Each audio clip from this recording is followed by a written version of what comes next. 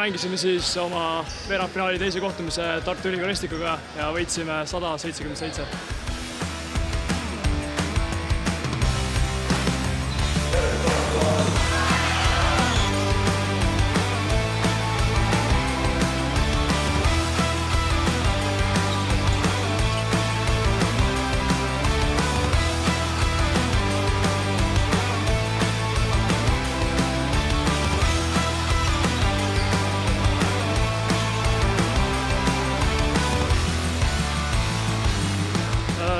Esimene poolaeg alustasime natuke uimaselt, kuid statistiliselt ei olegi midagi nüüd halba tuua, aga hätta jäime 1-1 kaitses ja Pigeroli kaitses.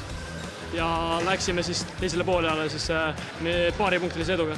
Teine poolaeg saime oma mängu ilusti käima ja jooksime ilusti ja sealt tuli ka see suurem edu. Üleüldiselt see hooaeg olime väga tublid. Paar mängu olid sellised, mis võib kripeldama jääda, aga jah, üleüldiselt olime tublid ja tuleb see hooaeg ilusti ära lõpetada.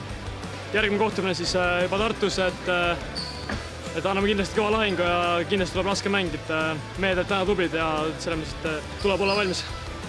Aitäh ka fännidele, kes täna siin kaasa elasid ja üleüldse terve hooaja jooksul, et loodame, et saame ikkagi poolfinaali ja saate uuesti siia saali siis kaasa elama tulla.